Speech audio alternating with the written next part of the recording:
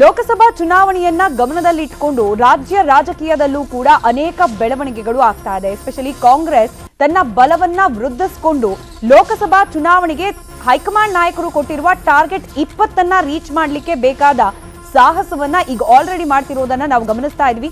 ಲೋಕಸಭಾ ಚುನಾವಣೆಗೆ ಆಪರೇಷನ್ ಹಸ್ತವನ್ನ ಅಸ್ತ್ರವಾಗಿಸಿಕೊಂಡು ಬೇರೆ ಬೇರೆ ಪಕ್ಷದಿಂದ ಪ್ರಮುಖ ನಾಯಕರುಗಳನ್ನ ಅವರ ಹಿಂಬಾಲಕರನ್ನ ಕಾಂಗ್ರೆಸ್ ಪಕ್ಷಕ್ಕೆ ಸೆಳೆದು ತರುವ ಪ್ರಯತ್ನವನ್ನ ಮಾಡಲಾಗ್ತಾ ಇದೆ. ಕಳೆದ ಅನೇಕ ದಿನಗಳಿಂದಲೂ ಕೂಡ ರಾಜ್ಯ ರಾಜಕೀಯ ವಲಯದಲ್ಲಿ ಇದೇ ವಿಚಾರಕ್ಕೆ ಸಂಬಂಧಪಟ್ಟಂತೆ ಚರ್ಚೆ ಆಗ್ತಾ ಇದ್ರೂ ಕೂಡ ಪ್ರಮುಖವಾಗಿ ಈ ಆಪರೇಷನ್ ಹಸ್ತದ ಖೆಡ್ಡಕ್ಕೆ ಇದೀಗ ಡಿಕೆ ಶಿವಕುಮಾರ್ ಅವರೇ ನೇರವಾಗಿ ಎಂಟ್ರಿ ಕೊಟ್ಟಿರೋದು ಮತ್ತಷ್ಟು ಕುತೂಹಲಕ್ಕೆ ಕಾರಣವಾಗ್ತಾ ಇದೆ. ಲೋಕಸಭಾ ಚುನಾವಣೆಗೆ ಆಪರೇಷನ್ ಖೆಡ್ಡ ರೆಡಿ ಆಗ್ತಾ ಇದೆ. ಖುದ್ದು ಆಪರೇಷನ್ ಖೆಡ್ಡಕ್ಕೆ ಇಳಿದಿದ್ದಾರೆ ಡಿಕೆ ಶಿವಕುಮಾರ್. ದಿನಕ್ಕೊಂದು ಭೇಟಿ, ಕ್ಷಣಕ್ಕೊಂದು ಟ್ವಿಸ್ಟ್ ಅನ್ನ ನೀಡಲಾಗ್ತಾ ಇದೆ. ಡಿಕೆ ಶಿವಕುಮಾರ್ ಅವರ ನಡೆ ನುಡಿ ಎಲ್ಲವೂ ಕೂಡ ನಿಗೂಢತೆಯಿಂದಲೇ ಕೂಡಿರೋದು ಎದುರಾಳಿ ಪಕ್ಷದವರ ಆತಂಕವನ್ನ ಸಹಜವಾಗಿ ಮತ್ತಷ್ಟು ಹೆಚ್ಚು ಮಾಡ್ತಾ ಇದೆ. ನಾವು ಗಮನಿಸ್ತಾ ಇದ್ವಿ, ಬಿಜೆಪಿಯಿಂದ ಚುನಾವಣೆ ಅಂದ್ರೆ ಈ ಅಸೆಂಬ್ಲಿ ಚುನಾವಣೆ ಸಂದರ್ಭದಲ್ಲಿ, ರಾಜ್ಯ ವಿಧಾನಸಭಾ ಚುನಾವಣೆ ಸಂದರ್ಭದಲ್ಲೂ ಕೂಡ ಒಂದಷ್ಟು ಪ್ರಮುಖ ನಾಯಕರನ್ನ ಸೆಳೆಯುವಲ್ಲಿ ಬಿಜೆಪಿಯಿಂದಲೂ ಕೂಡ ಹಾಗೆ ಜೆಡಿಎಸ್ ನಿಂದಲೂ ಕೂಡ ಕಾಂಗ್ರೆಸ್ ಯಶಸ್ವಿಯಾಗಿತ್ತು. ಇದೀಗ ಲೋಕಸಭಾ ಚುನಾವಣಾ ದೃಷ್ಟಿಯಲ್ಲೂ ಕೂಡ ಒಂದಷ್ಟು ಪ್ರಮುಖ ನಾಯಕರನ್ನ ಅವರ ಹಿಂಬಾಲಕರನ್ನ ಪಕ್ಷಕ್ಕೆ ಕರೆದು ತರುವ ಪ್ರಯತ್ನವನ್ನ ಖುದ್ದು ಡಿಕೆ ಶಿವಕುಮಾರ್ ಅವರು ಮಾಡ್ತಾ ಇದ್ದಾರೆ. ಇದಕ್ಕೆ ಪೂರಕವಾಗಿ ಕಂಡು ಬರ್ತಾ ಇರೋದು ಅನೇಕ ಭೇಟಿಗಳು. ಸುದೀಪ್ ಅವರ ಬರ್ಡೇ ಪಾರ್ಟಿ ಅಲ್ಲಾಯ್ತು ಭೇಟಿ, ಹಾಗೆ ಗೋಕುಲಾಷ್ಟಮಿ ಈ ಒಂದು ಸಂಭ್ರಮದ ನೆಪ ಅಲ್ಲೂ ಕೂಡ ಆಯ್ತು ಭೇಟಿ. ಎಲ್ಲ ಭೇಟಿಗಳು ಕೇವಲ ಮೇಲ್ನೋಟಕ್ಕೆ ಕಂಡು ಬರ್ತಾ ಇರೋ ರೀತಿಯಲ್ಲಿ ಔಪಚಾರಿಕ ಭೇಟಿಗಳ ಅಷ್ಟೇನಾ ಅನ್ನೋ ಸಹಜ ಕುತೂಹಲ ಹಾಗೆ ಅನುಮಾನ. ಆದ್ರೆ ಯಾವುದಕ್ಕೂ ಕೂಡ ಇದಂ ಇತ್ತಮನ್ನು ಸ್ಪಷ್ಟ ಉತ್ತರ ಲಭ್ಯವಾಗ್ತಾ ಇಲ್ಲ. ಹೀಗಾಗಿ ಆಪರೇಷನ್ ಹಸ್ತ ಖೆಡ್ಡಕ್ಕೆ ನೇರವಾಗಿ ಡಿಕೆ ಶಿವಕುಮಾರ್ ಅವರೇ ಇಳಿದಿದ್ರು ಕೂಡ ಈ ಖೆಡ್ಡಕ್ಕೆ ಬೇರೆ ಪಕ್ಷದವರನ್ನ ಕರ್ಕೊಂಡು ಬರೋ ಪ್ರಯತ್ನವನ್ನ ಮಾಡ್ತಿದ್ರು ಕೂಡ ಹೀಗೆ ಮಾಡ್ತಿದ್ದಾರೆ ಡಿಕೆ ಶಿವಕುಮಾರ್, ಇಂಥವರನ್ನೇ ಕರೆತರ್ತಾರೆ ಅನ್ನೋದರ ಸ್ಪಷ್ಟತೆ ಇನ್ನೂ ಕೂಡ ಲಭ್ಯವಾಗ್ತಾ ಇಲ್ಲ. ಇನ್ನು ಈ ಆಪರೇಷನ್ ಹಸ್ತಕ್ಕೆ ಸಂಬಂಧಪಟ್ಟಂತೆ ರಾಜಕೀಯ ನಾಯಕರ ಪ್ರತಿಕ್ರಿಯೆಗಳನ್ನ ಕೇಳೋಣ. ನಂತರದಲ್ಲಿ ಇದರ ಮತ್ತಷ್ಟು ವಿಶ್ಲೇಷಣೆ ನಿಮ್ಮ ಮುಂದೆ. ನಾನು ಅದೆಲ್ಲ ಹೇಳಕ್ಕಾಗಲ್ಲ. ಅವರವರು ಕೆಲಸ ಕಾರ್ಯಗಳಿಗೆ ಬರ್ತಾರೆ, ತಪ್ಪೇನಿದೆ. ನಾವು ರಾಜಕೀಯದವರು cutting across the party line ಕೆಲವು ವಿಚಾರಗಳನ್ನ, ವಿದ್ಯಮಾನಗಳನ್ನ ಚರ್ಚೆ ಮಾಡ್ತೀವಿ. ಎಲ್ಲ ಶಾಸಕರ ಜೊತೆ ಮಾತನಾಡಿದ್ದೇನೆ. ಯಾವುದೇ ಒಬ್ಬ ಶಾಸಕರು ಸಹ ಕಾಂಗ್ರೆಸ್ ಪಕ್ಷಕ್ಕೆ ಹೋಗ್ತಾ ಇಲ್ಲ. ಎಲ್ಲರೂ ಸಹ ನಾಳೆ ಕಾರ್ಯಕ್ರಮದಲ್ಲಿ ಭಾಗವಹಿಸ್ತಾ ಇದ್ದಾರೆ. ನೀವೇ ಪ್ರತ್ಯಕ್ಷ ನೋಡೋರಿದ್ದೀರಾ. ಮತ್ತಷ್ಟು ಡೀಟೇಲ್ಸ್ ನೊಂದಿಗೆ ಲೈವ್ ಕನೆಕ್ಟೆಡ್ ಇದ್ದಾರೆ ನಮ್ಮ ಪ್ರತಿನಿಧಿ ಕೃಷ್ಣ. ಈಗ ಅನೇಕರ ಹೆಸರುಗಳು ಪ್ರಸ್ತಾಪ ಆಗ್ತಾ ಇದೆ. ಇವ್ರು ಬರ್ತಾರಂತೆ, ಅವ್ರು ಹೋಗ್ತಾರಂತೆ ಅಂತ ಹೇಳಿ. ಆದ್ರೆ ಇಲ್ಲಿ ಡಿಕೆ ಶಿವಕುಮಾರ್ ಅವರ ಸಾರಥ್ಯದಲ್ಲೇನೆ ನೇರವಾಗಿ ಕೆಲವೊಂದಷ್ಟು ಭೇಟಿಗಳು ಹಾಗೆ ಮೀಟಿಂಗ್ಗಳಾಗ್ತಾ ಇರೋದು ಈ ಆಪರೇಷನ್ ಹಸ್ತದ ಆತಂಕವನ್ನ ಸಹಜವಾಗಿ ಹೆಚ್ಚು ಮಾಡಿದ್ಯಾ ವಿರೋಧ ಪಕ್ಷಗಳ ಮನಸ್ಸಿನಲ್ಲಿ ಹಾಗೆ ಪಕ್ಷದ ಆಂತರಿಕ ವಲಯದಲ್ಲಿ ಅಂತ?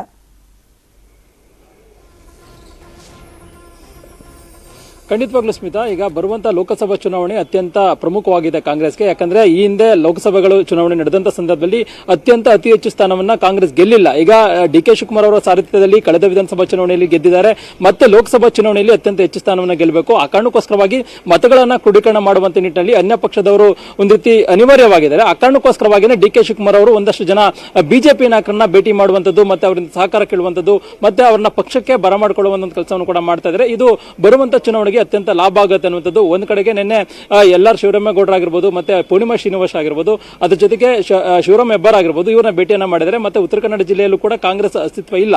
ಇಂತಹ ಸಂದರ್ಭದಲ್ಲಿ ಉತ್ತರ ಕನ್ನಡದಲ್ಲಿ ಶಿವರಾಮ್ ಹೆಬ್ಬಾರ್ ಆ ತರದವ್ರು ಬಂತ ಅಂತಂದ್ರೆ ಮತ್ತೆ ಬೇರೆ ಬೇರೆ ನಾಯಕರ ಮುಖಾಂತರವಾಗಿ ಅಲ್ಲಿ ಲೋಕಸಭಾ ಚುನಾವಣೆಯಲ್ಲಿ ಗೆಲ್ಲಬಹುದು. ಆ ಕಾರಣಕ್ಕೋಸ್ಕರವಾಗಿನೇ ಮತ್ತೆ ಈಗಾಗಲೇ ಚಿತ್ರದುರ್ಗ ಭಾಗದಲ್ಲಿ ಪೂರ್ಣಿಮಾ ಶ್ರೀನಿವಾಸ್ ಆಗಿರ್ಬೋದು, ಮತ್ತೆ ಈಗಾಗಲೇ ಎಸ್ ಟಿ ಸೋಮಶೇಖರ್ ಅವರು ಈಗಾಗಲೇ ಅವರ ನಡೆ ನಿಗೂಢವಾಗಿರುವಂತದ್ದು. ಈ ಹಿಂದೆ ಹಲವು ಬಾರಿ ಭೇಟಿಯನ್ನ ಮಾಡಿದರೆ. ಮತ್ತೆ ಡಿ.ಕೆ. ಶಿವಕುಮಾರ್ ಯಾವಾಗ ಸಂಪರ್ಕವನ್ನು ಮಾಡಿದ್ರು, ಅದಾದ ಬಳಿಕವಾಗಿ ಬಿಜೆಪಿ ನಾಯಕರು ಕೂಡ ಅವ್ರ ಜೊತೆ ಸಂಪರ್ಕವನ್ನು ಸಾಧಿಸೋದ್ರ ಮುಖಾಂತರವಾಗಿ ಅವ್ರ ಜೊತೆ ಮಾತುಕತೆ ನಡೆಸುವಂತ ಕೆಲಸವನ್ನು ಮಾಡಿದ್ದಾರೆ. ಆದ್ರೆ ಈಗ ಮುಖ್ಯವಾಗಿ ಸೋಮಶೇಖರ್ ಆಗಿರ್ಬೋದು, ಶಿವರಾಮ್ ಹೆಬ್ಬಾರ್ ಆಗಿರ್ಬೋದು, ಈ ಎಲ್ಲ ನಾಯಕರು ಕೂಡ ಇಲ್ಲ ಒಂದ್ ಕಡೆಗೆ ಬಿಜೆಪಿ ನಾಯಕರಿಗೂ ಕೂಡ ಒಂದು ಸ್ಪಷ್ಟವಾದಂತಹ ಒಂದು ಮಾಹಿತಿಯನ್ನ ಕೊಟ್ಟಿಲ್ಲ.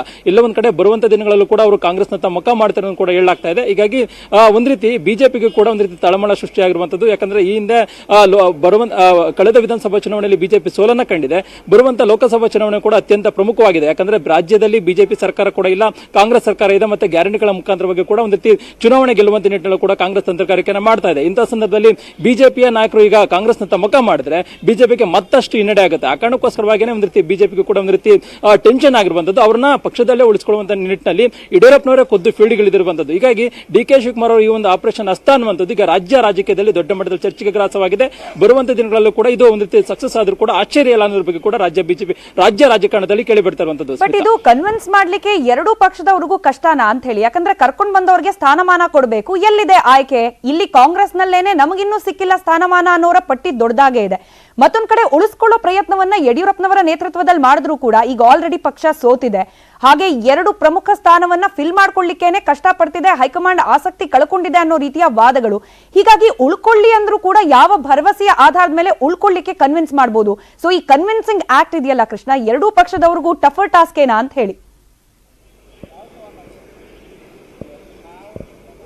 ಖಂಡಿತವಾಗ್ಲೂ ಸ್ಮಿತಾ, ಯಾಕಂದ್ರೆ ಈಗಾಗಲೇ ಕಾಂಗ್ರೆಸ್ನಲ್ಲಿ ಸರ್ಕಾರ ಇದೆ, ನೀವು ಹೇಳ್ದಂಗೆನೆ ಇರುವಂತವರಿಗೇನೆ ಒಂದು ರೀತಿ ಸರ್ಕಾರದಲ್ಲಿ ಮಂತ್ರಿಗಿರಿ ಆಗಿರ್ಬೋದು ಮತ್ತೆ ನಿಗಮ ಮಂಡಳಿ ಭಾಗಿ ಇನ್ನೂ ಕೂಡ ಕಲ್ಪಿಸಿಲ್ಲ. ಇಂತಹ ಸಂದರ್ಭದಲ್ಲಿ ಅನ್ಯ ಪಕ್ಷದವರು ಬಂದಂತ ಸಂದರ್ಭದಲ್ಲಿ ಸಹಜವಾಗಿ ಅವ್ರಿಗೆ ಏನು ಸ್ಥಾನಮಾನ ಸಿಗುತ್ತೆ ಅನ್ನೋದು ಸಹಜವಾಗಿ ಪ್ರಶ್ನೆ ಮಾಡುವಂತದ್ದು. ಅದ್ರ ಜೊತೆಗೆ ಮುಖ್ಯವಾಗಿ ಈಗ ಬಿಜೆಪಿ ಸೋತಿದೆ, ಬಿಜೆಪಿಯಲ್ಲಿ ಇರ್ತಕ್ಕಂಥ ನಾಯಕರುಗಳು ಕಾಂಗ್ರೆಸ್ ಬಂದ್ರೆ ಸಾಮಾನ್ಯವಾಗಿ ಒಂದಷ್ಟು ಅನುದಾನ ಸಿಗಬಹುದು ಮತ್ತೆ ಬೇರೆ ಬೇರೆ ಒಂದಷ್ಟು ಸ್ಥಾನಮಾನಗಳು ಸಿಗಬಹುದು ಅನ್ನೋ ನಿರೀಕ್ಷೆಯಲ್ಲಿ. ಆ ಕಾರಣಕ್ಕೋಸ್ಕರವಾಗಿ ಅವ್ರು ಬಂತು ಅಂದ್ರೆ ಏನು ಸರ್ಕಾರದಲ್ಲಿ ಇದ್ದಂತ ಸಂದರ್ಭದಲ್ಲಿ ಅವರಿಗೆ ಸಾಮಾನ್ಯವಾಗಿ ಸಪೋರ್ಟ್ ಮಾಡ್ತಾರೆ ಮತ್ತೆ ಅನುದಾನ ಆಗಿರ್ಬೋದು ಮತ್ತೆ ಬೇರೆ ಬೇರೆ ವಿಚಾರಗಳು ಕೂಡ ಅವರಿಗೆ ಸಹಕಾರವನ್ನು ಕೊಡಬಹುದು. ಹೀಗಾಗಿ ಆಡಳಿತ ಪಕ್ಷದ ಜೊತೆ ನಾವು ಹೋದ್ರೆ ನಮ್ಗೆ ಅನುಕೂಲ ಆಗುತ್ತೆ ಅನ್ನುವಂಥದ್ದು ಒಂದಷ್ಟು ಜನ ಲೆಕ್ಕಾಚಾರ ಆಗಿದೆ.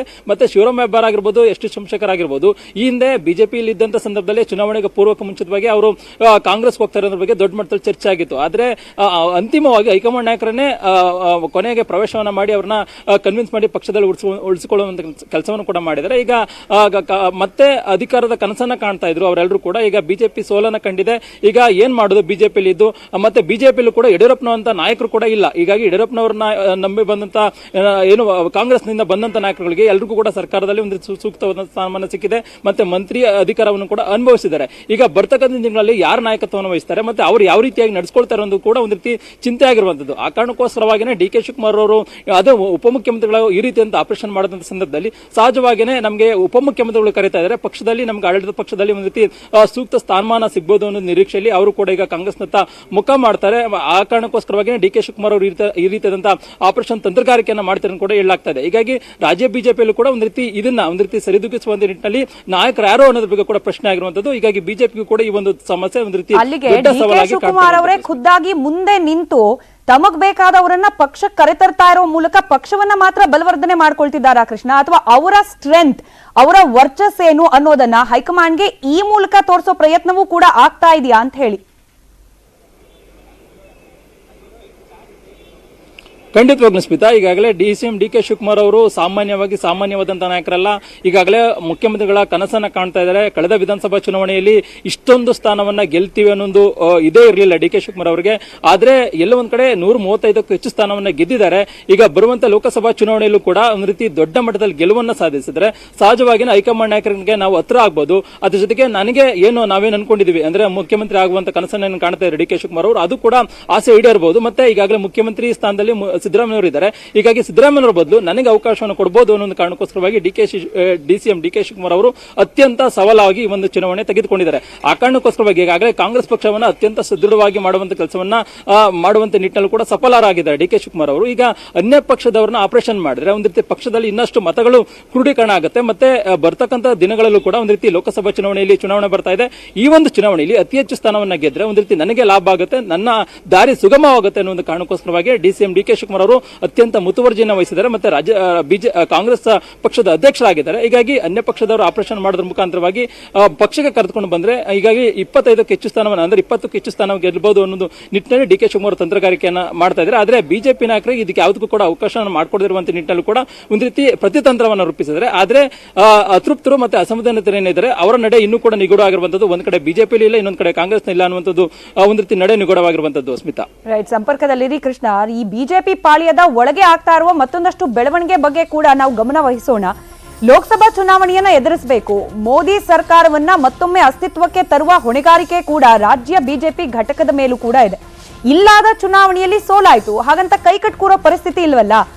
ಟಾರ್ಗೆಟ್ 20, ಟಾರ್ಗೆಟ್ 25 ಯಾವ ಸಂದೇಶವನ್ನ ಹೈಕಮಾಂಡ್ ರವಾನಿಸುತ್ತೆ ಅದನ್ನ ಮುಟ್ಟಿ ತೋರಿಸುವ ಒಂದ್ ರೀತಿಯ ಅನಿವಾರ್ಯತೆ ರಾಜ್ಯ ಬಿಜೆಪಿ ಪಾಳ್ಯದಲ್ಲೂ ಇದೆ. ಆದ್ರೆ ಏನ್ ಮಾಡೋದು, ನಾವಿಕನಿಲ್ಲದ ದೋಣಿಯಂತಾಗಿ ಹೋಗ್ಬಿಟ್ಟಿದೆ ಬಿಜೆಪಿ ಪಕ್ಷ.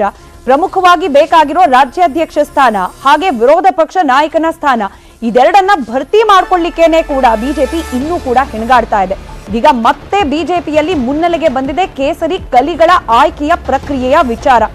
ಅತಿ ಶೀಘ್ರದಲ್ಲೇ ಪ್ರತಿಪಕ್ಷ ನಾಯಕ ಹಾಗೆ ರಾಜ್ಯಾಧ್ಯಕ್ಷರ ಆಯ್ಕೆ ಆಗತ್ತೆ ಅನ್ನೋ ಸಂದೇಶ ರವಾನೆ ಆಗ್ತಾ ಇದೆ. ಅದಕ್ಕೆ ಬೇಕಾದ ತಯಾರಿ ಕೂಡ ಪಕ್ಷದ ಆಂತರಿಕ ವಲಯದಲ್ಲಿ ಆಗ್ತಾ ಇದೆಯಂತೆ. ಅಶ್ವಥ್ ನಾರಾಯಣ್ ಹಾಗೆ ಯತ್ನಾಳ್ ಅವರಿಗೆ ಮಹತ್ವದ ಜವಾಬ್ದಾರಿ ಸಿಗಬಹುದು ಅನ್ನೋ ಸೂಚನೆಗಳು ಬಿಜೆಪಿ ಪಾಳೆಯದ ಒಳಗಿಂದಲೇ ಕೇಳೋಕ್ ಸಿಗ್ತಾ ಇದೆ. ಯತ್ನಾಳ್ ಅವರ ಹೆಸರು ಬಹಳ ಹಿಂದಿನಿಂದಲೇ ಕೇಳೋಕ್ ಸಿಗ್ತಾ ಇತ್ತು. ಬಿಜೆಪಿಯಲ್ಲಿ ನಾವು ಗಮನಿಸಿದಾಗ ಹಿಂದುತ್ವದ ಫೈರ್ ಬ್ರ್ಯಾಂಡ್ ಅಂತ ಕರೆಸ್ಕೊಳ್ತಾರೆ, ಹಾಗೆ ನೇರವಾಗಿ ಮಾತನಾಡುವ ವ್ಯಕ್ತಿತ್ವ ಉಳ್ಳವರು ಅಂತ ಕರೆಸ್ಕೊಳ್ತಾರೆ. ಹಾಗೆ ಕಾರ್ಯಕರ್ತರು, ಚುನಾವಣೆಯಲ್ಲಾದ ಸೋಲು ಕಾರ್ಯಕರ್ತರನ್ನ ಕೂಡ ಒಂದ್ ರೀತಿಯಲ್ಲಿ ಅವರ ಆತ್ಮಸ್ಥೈರ್ಯ ಕುಗ್ಗುವಂತೆ ಮಾಡಿರೋದು. ಹೀಗಾಗಿ ಕಾರ್ಯಕರ್ತರನ್ನ ಮತ್ತೊಮ್ಮೆ ಸಂಘಟಿಸಲಿಕ್ಕೆ ಬೇಕಾದ ಆ ಚತುರತೆ ಹಾಗೆ ಸಂಘಟನೆಯ ಆ ಕಾರ್ಯಕರ್ತರ ಲೆವೆಲ್ನಲ್ಲಿ ನಾಯಕ ಅಂತ ಗುರುತಿಸಿಕೊಳ್ಳುವ ವರ್ಚಸ್ಸಿರೋ ನಾಯಕ ಅಂತ ಹೇಳಿ ಯತ್ನಾಳ್ ಅವರನ್ನ ಪರಿಗಣಿಸ್ತಾ ಇರೋದು. ಹಾಗೆ ಇದರ ಜೊತೆಗೆ ಸಮುದಾಯದ ಬಲ ಕೂಡ ಬೇಕಲ್ವಾ. ಹೀಗಾಗೇನೆ ಅಳೆದು ತೂಗಿ ಅಶ್ವಥ್ ನಾರಾಯಣ್ ಅವರಿಗೂ ಕೂಡ ಒಂದು ಸ್ಥಾನಮಾನ ಕಲ್ಪಿಸುವ ಸಾಧ್ಯತೆ ಇದೆ ಅಂತ ಹೇಳಲಾಗ್ತಾ ಇದೆ. ಇನ್ನು ವಿರೋಧ ಪಕ್ಷದ ನಾಯಕನ ಆಯ್ಕೆ ವಿಳಂಬ ವಿಚಾರಕ್ಕೆ ಸಂಬಂಧಪಟ್ಟಂತೆ ಖುದ್ದು ಯಡಿಯೂರಪ್ಪನವರೇ ಮಾತನಾಡಿದ್ದಾರೆ. ಇವತ್ತು ನಾಳೆಯಲ್ಲಿ ಮಾಡ್ತಾರೆ, ಆ ಕಡೆಯೂ ನಾವು ಗಮನ ಕೊಟ್ಟಿದ್ದೇವೆ ಅಂತ ಹೇಳಿದ್ದಾರೆ. ಏನ್ ಮಾತನಾಡಿದ್ರು ಯಡಿಯೂರಪ್ಪನವರು ಕೇಳೋಣ. ಮಾಡ್ತಾರೆ, ಇವತ್ತು ನಾಳೆಯಲ್ಲಿ ಮಾಡ್ತಾರೆ, ಆ ಕಡೆ ಗಮನ ಕೊಡ್ತಾ ಇದ್ದೀವಿ. ಎಲ್ಲರೂ ಸಹ ಇವತ್ತು ಕೆಲಸ ಮಾಡ್ತಾ ಇದ್ದೀವಿ. ವಿರೋಧ ಪಕ್ಷ ನಾಯಕರು ಇಲ್ಲ ಕಾರಣಕ್ಕೋಸ್ಕರ ಅಭಿವೃದ್ಧಿ ಕಾರ್ಯ ನಿಂತಿಲ್ಲ, ನಮ್ಮ ಕೆಲಸ ಕಾರ್ಯಗಳೇನು ನಾವು ನಿಲ್ಲಿಸಿಲ್ಲ. ಡೀಟೇಲ್ಸ್ ನಮ್ಮ ಪ್ರತಿನಿಧಿ ಕೃಷ್ಣ ನೀಡ್ತಾ ಹೋಗ್ತಾರೆ, ಲೈವ್ ನಲ್ಲೇ ಕನೆಕ್ಟೆಡ್ ಇದ್ದಾರೆ. ಕೃಷ್ಣ, ಇವತ್ತು ನಾಳೆ ಅನ್ನೋದು ಕಳೆದ 4-5 ತಿಂಗಳಿಂದ ಕೂಡ ಕೇಳ್ತಲೇ ಇದ್ದೀವಿ. ಈ ಇವತ್ತು ನಾಳೆ ಇವತ್ತಾಗತ್ತೆ ಅನ್ನೋದು ಇನ್ನೂ ಕೂಡ ಗೊತ್ತಿಲ್ಲ. ಯಡಿಯೂರಪ್ಪನವ್ರು ಹೇಳ್ತಿದ್ದಾರೆ ನಮ್ಮ ಕಾರ್ಯಚಟುವಟಿಕೆಗಳು ನಿಂತಿಲ್ಲ ಅಂತ ಹೇಳಿ. ಆಗ್ತಿದೆ, ಬಟ್ ಒಂದು ಸಂಘಟಿತ ರೂಪದಲ್ಲಿ ಒಂದು ಸ್ಟ್ರೀಮ್ ಲೈನ್ ಅಲ್ಲಿ ಆಗ್ತಿಲ್ಲ ಅನ್ನೋದು ಜಗಜ್ಜಾಹೀರ್ ಆಗ್ತಾ ಇದೆ. ಹೀಗಾಗಿ ಈಗೇನ್ 2 ಹೆಸರು ಕೇಳೋಕ್ ಸಿಗ್ತಾ ಇದೆ, ಅಶ್ವಥ್ ನಾರಾಯಣ್ ಹಾಗೆ ಯತ್ನಾಳ್ ಅಂತ ಹೇಳಿ. ಯಾವ ರೀತಿ ಜವಾಬ್ದಾರಿ ಸಿಗೋ ಸಾಧ್ಯತೆಗಳು ಇದೆ ಅಂತ ಈಗ ಸದ್ಯಕ್ಕೆ ಸೂಚನೆ ಸಿಗ್ತಿದೆ, ವಿವರಿಸ್ತಾ ಹೋಗಬಹುದಾ? ಸ್ಮಿತಾ, ಇವತ್ತಿನವರೆಗೂ ಕೂಡ ಈ ಸಮಯದವರೆಗೂ ಕೂಡ ರಾಜ್ಯ ಬಿಜೆಪಿಯಲ್ಲಿ ನಾಯಕತ್ವಕ್ಕೆ ಸಂಬಂಧಪಟ್ಟಂತೆ ಇನ್ನೂ ಕೂಡ ಪ್ರಶ್ನೆ ಎದುರಾಗಿದೆ. ಆದರೆ ಇನ್ನೂ ಸ್ಪಷ್ಟವಾದಂತ ಒಂದು ರೀತಿ ಉತ್ತರ ಹೈಕಮಾಂಡ್ನಿಂದ ಇನ್ನೂ ಕೂಡ ಸಿಕ್ಕಿಲ್ಲ. ಆದರೆ ಈಗ ಅನಿವಾರ್ಯವಾಗಿ ಈ ರೀತಿಯಿಂದ ಪ್ರಶ್ನೆ ಬಂದಂತ ಸಂದರ್ಭದಲ್ಲಿ ಡ್ಯಾಮೇಜ್ ಆಗುತ್ತೆ ಅನ್ನೋ ಒಂದು ಕಾರಣಕ್ಕೋಸ್ಕರವಾಗಿ ಮಾಜಿ ಮುಖ್ಯಮಂತ್ರಿಗಳಾಗಿರ್ತಕ್ಕಂಥ ಬಿ ಎಸ್ ಯಡಿಯೂರಪ್ಪನವರು ಈ ಒಂದು ಮಾತನ್ನು ಹೇಳಿದ್ದಾರೆ. ಅಂದ್ರೆ ಇವತ್ತು ಅಥವಾ ನಾಳೆ ಆಗ್ಬೋದು ಒಂದು ಹೇಳಿಕೆಯನ್ನ ಕೊಡ್ತಿದ್ದಾರೆ. ಈಗಾಗಲೇ ಸ್ಮಿತಾ, ನೀವು ಗಮನಿಸಿರ್ಬೋದು, ರಾಜ್ಯ ಬಿಜೆಪಿಯಲ್ಲಿ ಯಡಿಯೂರಪ್ಪನವರ ನಾಯಕತ್ವ ಹೋದ ಬಳಿಕವಾಗಿ ಬಿಜೆಪಿ ಅತ್ಯಂತ ಹೀನಾಯವಾಗಿ ಸೋಲನ್ನ ಕಂಡಿದೆ. ಮತ್ತೆ ಅದೇ ರೀತಿಯಾಗಿ ನಾಯಕತ್ವ ಮಾಡುವಂತ ನಾಯಕ ಸ್ಥಾನಕ್ಕೆ ಸೂಕ್ತವಾದಂತ ಅಭ್ಯರ್ಥಿ ಕೂಡ ಈಗ ಹುಡುಕಾಟವನ್ನು ಕೆಲಸವನ್ನು ಕೂಡ ರಾಜ್ಯ ಹೈಕಮಾಂಡ್ ನಾಯಕರು ಕೂಡ ಮಾಡ್ತಾ ಇದ್ದಾರೆ. ಆದ್ರೆ ಸೂಕ್ತವಾದಂತ ಅಭ್ಯರ್ಥಿ ಇನ್ನೂ ಕೂಡ ಸಿಕ್ಕಿಲ್ಲ. ಹೀಗಾಗಿ ಈ ಒಂದು 2 ಸ್ಥಾನಗಳಿಗೂ ಕೂಡ ಒಂದು ರಾಜ್ಯ ಬಿಜೆಪಿಯಲ್ಲಿ ಸಾಕಷ್ಟು ಹೆಸರುಗಳು ಕೂಡ ಕೇಳಿ ಬರ್ತಾ ಇವೆ. ಅದರಲ್ಲಿ ಪ್ರಬಲವಾಗಿ ಈಗಾಗಲೇ ರಾಜ್ಯಾಧ್ಯಕ್ಷ ಸ್ಥಾನಕ್ಕೆ ಅಶ್ವಥ್ ನಾರಾಯಣ್ ಅವರ ಹೆಸರು ಕೂಡ ಪ್ರಬಲವಾಗಿ ಕೇಳಿ ಬರ್ತಾ ಇರುವಂತದ್ದು. ಈ ಹಿಂದೆ ಅಶ್ವಥ್ ನಾರಾಯಣ್ ಅವರು ಏನು ಉಪಮುಖ್ಯಮಂತ್ರಿ ಆದಂತಹ ಸಂದರ್ಭದಲ್ಲಿ ಅವರಿಗೆ ಬಯಸದೆ ಬಂದಂತೆ ಒಂದು ರೀತಿ ಡಿಸಿಎಂ ಸ್ಥಾನ ಸಿಕ್ಕಿತ್ತು. ಅದೇ ರೀತಿಯಾಗಿ ಬರುವಂತ ದಿನಗಳಲ್ಲೂ ಕೂಡ ಅವರಿಗೆ ರಾಜ್ಯಾಧ್ಯಕ್ಷ ಸ್ಥಾನ ಸಿಕ್ಕಿದ್ರು ಕೂಡ ಆಶ್ಚರ್ಯ ಇಲ್ಲ ಅನ್ನೋ ಬಗ್ಗೆ ಕೂಡ ಹೇಳಲಾಗ್ತಾ ಇದೆ. ಅಶ್ವಥ್ ನಾರಾಯಣ್ ಅವರನ್ನ ನಾವು ಗಮನಿಸೋದಾದ್ರೆ ಸ್ಮಿತಾ, ಈಗಾಗಲೇ ಅಶ್ವಥ್ ನಾರಾಯಣ್ ಅವರು ಒಂದು ರೀತಿ ಡಿಸಿಎಂ ಡಿ.ಕೆ. ಶಿವಕುಮಾರ್ ಆಗಿರ್ಬೋದು ಮತ್ತೆ ಮುಖ್ಯಮಂತ್ರಿ ಆಗಿರ್ತಕ್ಕಂಥ ಸಿದ್ದರಾಮಯ್ಯ ಆಗಿರ್ಬೋದು ಅವ್ರನ್ನ ಎದುರಿಸುವಂತ ನಿಟ್ಟಿನಲ್ಲಿ ಅಂದ್ರೆ ನೇರವಾಗಿ ಒಂದು ರೀತಿ ಅವ್ರ ವಿರುದ್ಧವಾಗಿ ವಾಗ್ದಾಳಿ ನಡೆಸುವಂತ ಕೆಲಸವನ್ನು ಕೂಡ ಮಾಡ್ತಾರೆ. ಮತ್ತೆ ಹಿಂದುತ್ವ ಅಂತ ಬಂದಂತ ಸಂದರ್ಭದಲ್ಲಿ ಸಹಜವಾಗಿಯೇ ಹಿಂದುತ್ವದ ಬಗ್ಗೆ ಮಾತಾಡುವಂಥದ್ದು ಮತ್ತೆ ಬಿಜೆಪಿಯ ಕಾರ್ಯಕರ್ತರನ್ನ ರಕ್ಷಣೆ ಮಾಡುವಂತದ್ದಾಗಿರ್ಬೋದು ಮತ್ತೆ ಬಿಜೆಪಿ ಕಾರ್ಯಕರ್ತರಿಗೆ ಒಂದು ರೀತಿ ಏನಾದ್ರು ಕೇಸ್ ಹಾಕಿದ್ರೆ ಅವ್ರನ್ನ ರಕ್ಷಣೆ ಮಾಡುವಂಥದ್ದು, ಅವರ ಏನಾದ್ರು ಅವ್ರನ್ನ ಸ್ಟೇಷನ್ ಕರ್ಕೊಂಡು ಹೋದ್ರೆ ಅವ್ರನ್ನ ಕರ್ಕೊಂಡು ಬರುವಂತದ್ದಾಗಿರ್ಬೋದು. ಮತ್ತೆ ಬಿಜೆಪಿಯಲ್ಲಿ ಏನೇ ಆದ್ರೂ ಕೂಡ ಮುಖ್ಯ ವೇದಿಕೆಯಲ್ಲಿ ಕಾಣಿಸ್ಕೊಳ್ತಾ ಇರುವಂತದ್ದು. ಆ ಮುಖಾಂತರವಾಗಿ BL ಸಂತೋಷ್ ಅವರ ಕೃಪಾ ಕಟಾಕ್ಷ ಇದೆ ಅನ್ನೋದ್ರ ಬಗ್ಗೆ ಕೂಡ ಹೇಳಲಾಗ್ತಾ ಇದೆ. ಈಗಾಗಲೇ ರಾಜ್ಯ ಬಿಜೆಪಿಯಲ್ಲಿ ಯಡಿಯೂರಪ್ಪನವರ ನಾಯಕತ್ವ ಹೋದ ಬಳಿಕವಾಗಿ BL ಸಂತೋಷ್ ಅವರ ನಾಯಕತ್ವ ಬಗ್ಗೆ ಸಾಕಷ್ಟು ಚರ್ಚೆ ಆಗ್ತಾ ಇದೆ. ಇಂತಹ ಸಂದರ್ಭದಲ್ಲಿ BL ಸಂತೋಷ್ ಅವರು ಹೇಳಿದಂತವರಿಗೆ ರಾಜ್ಯ ಬಿಜೆಪಿಯ ಪಟ್ಟ ಸಿಗುತ್ತೆ ಅನ್ನೋದ್ರ ಕೂಡ ಹೇಳಲಾಗ್ತಾ ಇದೆ. ಹೀಗಾಗಿ ಅಂತ ಸಂದರ್ಭ ಬಂದಂತಹ ಸಂದರ್ಭದಲ್ಲಿ ಈಗಾಗಲೇ ಪ್ರಮುಖವಾಗಿ ಅಶ್ವಥ್ ನಾರಾಯಣ್ ಅವರ ಹೆಸರು ಅಂದ್ರೆ ಅಶ್ವಥ್ ನಾರಾಯಣ್ ಅವರೇ ಅಂತಿಮವಾಗಿ ಆಗ್ಬಹುದು ಅನ್ನೋದ್ರ ಬಗ್ಗೆ ಕೂಡ ರಾಜ್ಯ ಬಿಜೆಪಿ ವಲಯದಲ್ಲಿ ಕೇಳಿ ಬರ್ತಾ ಇರುವಂತದ್ದು. ಆದ್ರೆ ಇದು ಬರೀ ಚರ್ಚೆ ಆಗಿದೆ ವಿನಃ ಇನ್ನೂ ಕೂಡ ಅಂತಿಮವಾದಂತಹ ಸ್ಪಷ್ಟವಾದಂತಹ ಮಾಹಿತಿ ಹೈಕಮಾಂಡ್ ನಿಂದ ಆಗಿರಬಹುದು ಮತ್ತೆ ರಾಜ್ಯ ಬಿಜೆಪಿಯಿಂದ ಇನ್ನೂ ಕೂಡ ಸಿಕ್ಕಿಲ್ಲ.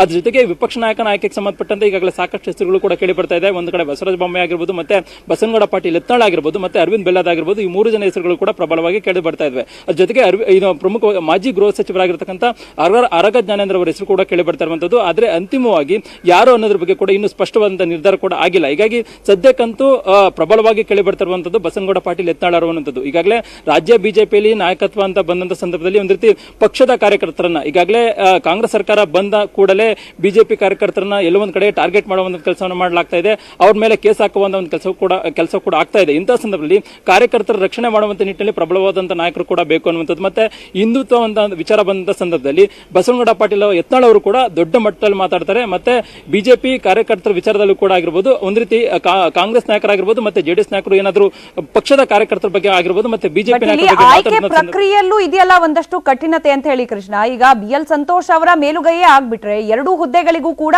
ಅವರ ಆಯ್ಕೆಯ ಅಭ್ಯರ್ಥಿಗಳನ್ನೇ ಕೂರಿಸಿದ್ರೆ ಜಸ್ಟ್ ಒಂದು ಸಭೆಯನ್ನ ಯಡಿಯೂರಪ್ಪನವರನ್ನ ಪಕ್ಕಕ್ಕಿಟ್ಟು ಮಾಡಿದ್ದಕ್ಕೇನೆ ಏನೆಲ್ಲ ಡೆವಲಪ್ಮೆಂಟ್ಸ್ ಆಯ್ತು ಕಳೆದ 2-3 ದಿನದಲ್ಲಿ ನಾವು ಗಮನಿಸಿದೀವಿ. ಇಂಥ ಎರಡು ಪ್ರಮುಖ ಹುದ್ದೆಯ ಆಯ್ಕೆಯಲ್ಲಿ ಯಡಿಯೂರಪ್ಪನವರ ಅಭಿಪ್ರಾಯವನ್ನ ಅವರ ತಕ್ಕ ಕ್ಯಾಂಡಿಡೇಟ್ ನನ್ನ ಆಯ್ಕೆ ಮಾಡುವ ಅನಿವಾರ್ಯತೆ ಎಷ್ಟರ ಮಟ್ಟಿಗಿದೆ ಅಂತ ಹೇಳಿ ಅದನ್ನ ಹೇಗೆ ಬ್ಯಾಲೆನ್ಸ್ ಮಾಡುತ್ತೆ ಪಕ್ಷ ಅಂತ ಹೇಳಿ. ಖಂಡಿತವಾಗ್ಲೂ ಸ್ಮಿತಾ, ಅತ್ಯಂತ ಪ್ರಮುಖವಾಗಿದ್ದಾರೆ ಯಡಿಯೂರಪ್ಪನವರು. ಈಗಾಗಲೇ ನೀವು ಗಮನಿಸಬಹುದು, ನಾಳೆ ನಡೆಯುವಂತಹ ಒಂದು ರೀತಿ ದೊಡ್ಡ ಮಟ್ಟದ ಪ್ರತಿಭಟನೆಗೂ ಕೂಡ ಯಡಿಯೂರಪ್ಪನವರನ್ನ ಆಹ್ವಾನಗಳನ್ನ ಕೊಡಲಾಗಿದೆ. ಈ ಹಿಂದೆ ಪ್ರತಿಭಟನೆ ಮಾಡಿದಂತ ಸಂದರ್ಭದಲ್ಲಿ ಯಾವ ಪ್ರತಿಭಟನೆಗಳು ಕೂಡ ರಾಜ್ಯ ಬಿಜೆಪಿಯಲ್ಲಿ ಅತ್ಯಂತ ಪ್ರಮುಖವಾಗಿ ಕಾಣಿಸಲಿಲ್ಲ, ಮತ್ತೆ ಸಫಲ ಕೂಡ ಆಗಲಿಲ್ಲ, ಯಶಸ್ವಿ ಕೂಡ ಆಗಲಿಲ್ಲ. ಹೀಗಾಗಿ ಅಂತಿಮವಾಗಿ ಪಕ್ಷ ಒಂದು ರೀತಿ ಸದೃಢ ಮಾಡುವಂತ ನಿಟ್ಟಿನಲ್ಲಿ ಪ್ರತಿಭಟನೆಗೆ ಯಡಿಯೂರಪ್ಪನವರನ್ನ ಕರೆಸ್ತಾ ಇದ್ದಾರೆ. ಹೀಗಾಗಿ ಯಡಿಯೂರಪ್ಪನವರ ಮಾತೆ ಅಂತಿಮವಾಗಿರುವಂತದ್ದು. ಯಡಿಯೂರಪ್ಪನವರ ಮಾತನ್ನ ಕೇಳೇನೆ ಅವರು ಮುಂದುವರಿಸಿಕೊಂಡು ಹೋಗಬೇಕು ಮತ್ತೆ ಹೈಕಮಾಂಡ್ ನಾಯಕರು ಕೂಡ ತೀರ್ಮಾನವನ್ನು ಮಾಡಬೇಕು. ಆದ್ರೆ ಯಡಿಯೂರಪ್ಪನವರ ಅಭಿಪ್ರಾಯದ ಮೇಲೆ ನಾವು ನೋಡೋದಾದ್ರೆ ಒಂದು ರೀತಿ ಬಸವನಗೌಡ ಪಾಟೀಲ್ ಯತ್ನಾಳ್ ಆಗಿರ್ಬೋದು ಮತ್ತೆ ಅಶ್ವತ್ಥನಾರಾಯಣ ಅವರು ಸೂಕ್ತ ಅಭ್ಯರ್ಥಿ ಅಲ್ಲ ಅನ್ನುವಂಥದ್ರ ಬಗ್ಗೆ ಕೂಡ ಈಗಾಗಲೇ ಹೇಳಲಾಗ್ತಾ ಇರುವಂತದ್ದು. ಇಬ್ಬರು ಅಭ್ಯರ್ಥಿಗಳು ಬಂದಂತ ಸಂದರ್ಭದಲ್ಲಿ ಯಾವುದೇ ಕಾರಣಕ್ಕೂ ಕೂಡ ಯಡಿಯೂರಪ್ಪನವರು ಒಪ್ಪೋದಿಲ್ಲ. ಹೀಗಾಗಿ ಎಲ್ಲೋ ಒಂದ್ ಕಡೆ BL ಸಂತೋಷ್ ಅವರ ಮುಖಾಂತರವಾಗಿ ಏನಾದ್ರು ಬಂತಂದ್ರೆ ಈ ಇಬ್ಬರು ಹೆಸರುಗಳು ಕೂಡ ಪ್ರಬಲವಾಗಿ ಕೇಳಿ ಬರ್ತಾ ಇರುವಂತದ್ದು. ಹೀಗಾಗಿ ಅಂತಿಮವಾಗಿ ಯಡಿಯೂರಪ್ಪನವರು ಏನು ಅಭಿಪ್ರಾಯವನ್ನು ಕೊಡ್ತಾರೆ ಅದು ಆಧಾರದ ಮೇಲೆ ತೀರ್ಮಾನ ಮಾಡಬೇಕಾಗತ್ತೆ. ಈಗಾಗಲೇ ಕಳೆದ ವಿಧಾನಸಭಾ ಚುನಾವಣೆಯಲ್ಲಿ ಯಡಿಯೂರಪ್ಪನವರ ನಾಯಕತ್ವ ಇಲ್ಲದೆ ಬಿಜೆಪಿ ಏನೇ ಸೋಲನ್ನ ಕಂಡಿದೆ. ಹೀಗಾಗಿ ಯಡಿಯೂರಪ್ಪನವರು ಯಾವ ಒಂದು ಹೆಸರುಗಳನ್ನ ಹೇಳ್ತಾರೆ ಅದನ್ನ ಆಧಾರದ ಮೇಲೆ ಕೂಡ ತೀರ್ಮಾನವನ್ನು ಮಾಡಬೇಕಾಗುತ್ತೆ. ಹೀಗಾಗಿ ಅದಕ್ಕೋಸ್ಕರವಾಗಿಯೇ ಇಷ್ಟೊಂದು ರಾಜ್ಯ ಬಿಜೆಪಿಯಲ್ಲಿ ನಾಯಕತ್ವ ಸಂಬಂಧಪಟ್ಟಂತೆ ಇನ್ನೂ ಕೂಡ ವಿಳಂಬವಾಗಿದೆ ಅನ್ನೋದು ಕೂಡ ಹೇಳಲಾಗ್ತಾ ಇರುವಂತದ್ದು. ಒಟ್ಟಾರೆಯಾಗಿ ರಾಜ್ಯ ಬಿಜೆಪಿಯಲ್ಲಿ ನಾಯಕತ್ವದ ಬಗ್ಗೆ ಇನ್ನೂ ಕೂಡ ಒಂದು ರೀತಿ ಗೊಂದಲ ನಿರ್ಮಾಣ ಆಗಿರುವಂತದ್ದು. ಯಾವಾಗ ಇದಕ್ಕೆ ಉತ್ತರ ಸಿಗುತ್ತೆ ಅನ್ನೋದು ಈಗ ಸಾಕಷ್ಟು ಸಾರ್ವಜನಿಕ ವಲಯದಲ್ಲೂ ಕೂಡ ಪ್ರಶ್ನೆ ಆಗಿರುವಂತದ್ದು. ಸ್ಮಿತಾ, ಧನ್ಯವಾದ ಕೃಷ್ಣ ಮಾಹಿತಿಗಾಗಿ. ಲೋಕಸಭಾ ಚುನಾವಣಾ ದೃಷ್ಟಿಯಿಂದ ಮತಗಳ ಕ್ರೋಢೀಕರಣಕ್ಕೋ ಅಥವಾ ಮತದಾರರ ಓಲೈಕೆಗೋ ಅಥವಾ ಪಕ್ಷದ ಸಿದ್ಧಾಂತವೋ ಮೇಲಿಂದ ಮೇಲೆ ತಮಿಳುನಾಡಿನ DMK ನಾಯಕರಿಂದ ಸನಾತನ ಧರ್ಮದ ವಿರುದ್ಧವಾಗಿ ಹೇಳಿಕೆಗಳು ವ್ಯಕ್ತವಾಗ್ತಾ ಇದೆ. ಉದಯನಿಧಿ ಸ್ಟಾಲಿನ್ ನಂತರ ಇದೀಗ ರಾಜಾ ಸರದಿ. ಇದರ ಮತ್ತಷ್ಟು ಇಂಪ್ಯಾಕ್ಟ್ ಲೋಕಸಭಾ ಚುನಾವಣೆ ಮೇಲೆ ಯಾವ ರೀತಿ ಆಗಬಹುದು ವಿಶ್ಲೇಷಣೆ ನಿಮ್ಮ ಮುಂದಿಡ್ತೀವಿ ಚಿಕ್ಕ ಬ್ರೇಕ್ನ ನಂತರ.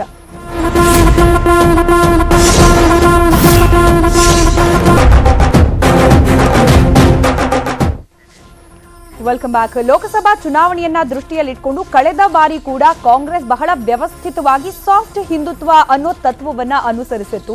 ಬಹುಸಂಖ್ಯಾತ ಹಿಂದೂ ಮತದಾರರ ಮತವನ್ನ ಕೂಡ ನಮ್ಮ ಪಕ್ಷಕ್ಕೆ ಸೆಳೆಯುವ ಭಾಗ ಅನ್ನೋ ರೀತಿಯಲ್ಲಿ ಈ ಬಾರಿ INDIA ಅನ್ನೋ ಮೈತ್ರಿಕೂಟವನ್ನ ಕಟ್ಕೊಂಡಿದ್ರು ಕೂಡ ಎಲ್ಲೂ ಕೂಡ ಒಂದು ಸಮುದಾಯದ ಪರ ಅನ್ನೋ ರೀತಿಯಲ್ಲಿ ಈವರೆಗೂ ವರ್ತನೆ ಮಾಡಿಲ್ಲ ಈ INDIA ಮೈತ್ರಿಕೂಟದ ಯಾವುದೇ ಸದಸ್ಯ ಪಕ್ಷಗಳು.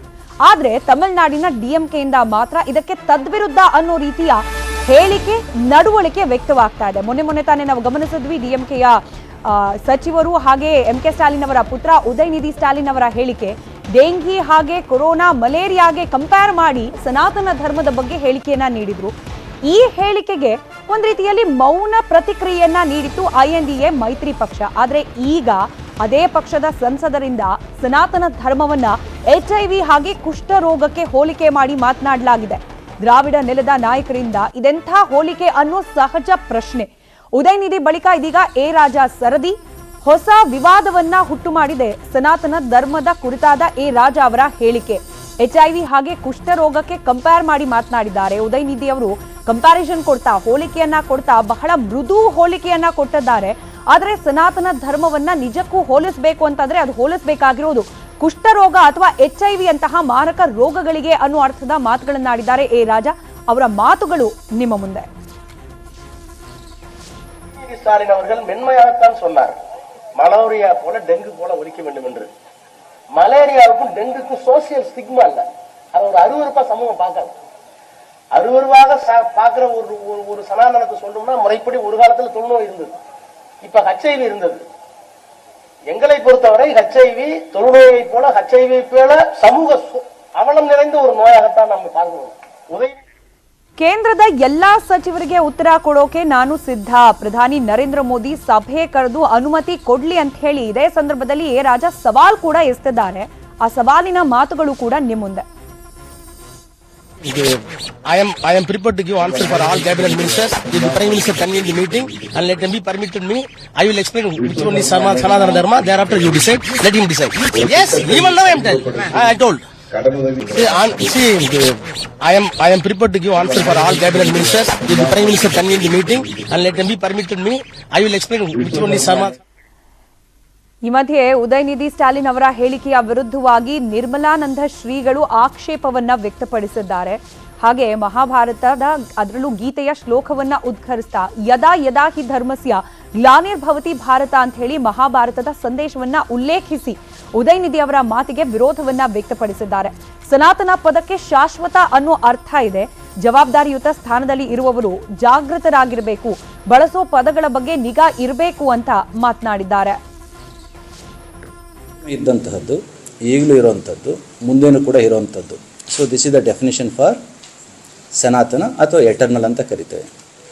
ಆ ಸನಾತನ ಶಬ್ದವೇ ಆಗಿರೋದ್ರಿಂದ ಮೊದಲನೇದಾಗಿ ಧರ್ಮನ ಶಬ್ದನೇ ಯಥಾ ಅಭ್ಯುದಯೋ ನಿಶ್ರೇಯಸೋ ಸಿದ್ಧಿ ಸಾ ಧರ್ಮ. This is the definition for the ಧರ್ಮ ವಿಚ್ ಯು ಹ್ಯಾವ್ ಗಿವನ್. ಅಥವಾ ಯಾವುದು ಎಲ್ಲವನ್ನು ಕೂಡ ಬೆಳಗುತ್ತೋ, ಕೊಳೆಯನ್ನು ತೊಳೆದು ಕತ್ತಲನ್ನು ನೀಗಿ ಬೆಳಕನ್ನು ಕೊಡುತ್ತೋ, ಕೊಳೆಯನ್ನು ನೀಗಿ ಶುದ್ಧತೆಯನ್ನು ತಂದು ಕೊಡುತ್ತೋ, ಅದು ಧರ್ಮ. ಅದು ಆಗಿರಬೇಕಾದ್ರೆ ಯಾವುದೇ ಧರ್ಮ ಆಗಲಿ, ಅದು ಈ ಧರ್ಮ ಆ ಧರ್ಮ ಅನ್ನೋದಕ್ಕಿಂತ ಧರ್ಮಕ್ಕೆ ಮಹತ್ತಾಗಿರ್ತಕ್ಕಂಥ ಒಂದು ವ್ಯವಸ್ಥೆ ಇರೋದ್ರಿಂದ ಸನಾತನವಾದದ್ದು ಅಂತಂದರೆ ಎಟರ್ನಲ್ ಆಗಿರ್ತಕ್ಕಂಥದ್ದು. ಅವರು ಯಾವ ಪರ್ಸ್ಪೆಕ್ಟಿವಲ್ಲಿ ಹೇಳಿದಾರೋ ಗೊತ್ತಿಲ್ಲ. ಆದರೆ ಯಾವುದೇ ಕಾರಣಕ್ಕೂ ಕೂಡ ಒಂದು ಜವಾಬ್ದಾರಿಯುತವಾಗಿರ್ತಕ್ಕಂಥ ಜಾಗದಲ್ಲಿದ್ದಾಗ ಸ್ವಲ್ಪ ಶಬ್ದಗಳನ್ನ ನೋಡ್ಕೊಂಡು ಮಾತನಾಡ್ತಕ್ಕಂಥದ್ದು ಭಾಳ ಸೂಕ್ತ. ನಾಡಾಳುವ ದೊರೆ ನಾಸ್ತಿಕನಾದರೂ ಪ್ರಜೆಗಳ ಆಸ್ತಿಕತೆಯನ್ನು ಗೌರವಿಸಬೇಕಾಗ್ತದೆ. ಈ ದೃಷ್ಟಿಯಿಂದ ನೋಡಿದಾಗ ಸ್ವಲ್ಪ ಜವಾಬ್ದಾರಿಯುತವಾಗಿರ್ತಕ್ಕಂಥ ಜಾಗದಲ್ಲಿ ಕೊಡ್ತಂಥವ್ರು ಸ್ವಲ್ಪ ಮಾಡ್ತಕ್ಕಂಥ ಸ್ಟೇಟ್ಮೆಂಟ್ಗಳನ್ನ ನೋಡ್ಕೊಂಡು ಮಾಡಿ. ಚುನಾವಣೆ ಅನ್ನೋದು ಕೇವಲ ಮತದಾನ ಪ್ರಕ್ರಿಯೆಗೆ ಮಾತ್ರ ಸೀಮಿತವಾದ ಪ್ರಕ್ರಿಯೆ ಅಲ್ವಲ್ಲ, ಮೈಂಡ್ ಗೇಮ್ ಅಂತ ಕರೆಸ್ಕೊಳ್ಳುತ್ತೆ. ಅಂದ್ರೆ ಒಬ್ಬ ರಾಜಕಾರಣಿಯ ತಲೆಯಲ್ಲಿ ಬರುವ ಆಲೋಚನೆಗಳನ್ನ ಮತದಾರರ ಮನಸ್ಸಿಗೆ ಕನ್ವಿನ್ಸ್ ಮಾಡೋದ್ರಲ್ಲಿ ಇರೋದು ಅಸಲಿ ಆಟ. ಇದಕ್ಕೇನೆ ಇದನ್ನ ಚುನಾವಣಾ ಚದುರಂಗ ಅಂತ ಕೂಡ ವಿಶ್ಲೇಷಣೆ ಮಾಡಲಾಗುತ್ತೆ. ನಮ್ಮ ರಾಜಕಾರಣಿಗಳು ಲೋಕಸಭಾ ಚುನಾವಣೆಯನ್ನ ದೃಷ್ಟಿಯನ್ನ ಇಟ್ಕೊಂಡು ಆಡ್ತಾ ಇರುವ ಈ ಚುನಾವಣಾ ಚದುರಂಗದಾಟದ ಮತ್ತಷ್ಟು ಸುದ್ದಿಗಳೊಂದಿಗೆ ಮತ್ತೆ ನಾಳೆ ನಿಮ್ಮ ಮುಂದೆ ಹಾಜರಾಗ್ತೀವಿ. ಅಲ್ಲಿವರೆಗೂ ನೋಡ್ತಾ ಇರಿ ನ್ಯೂಸ್ 18, ಜಾಲ ನಮ್ಮದು, ಬಲ ನಿಮ್ಮದು.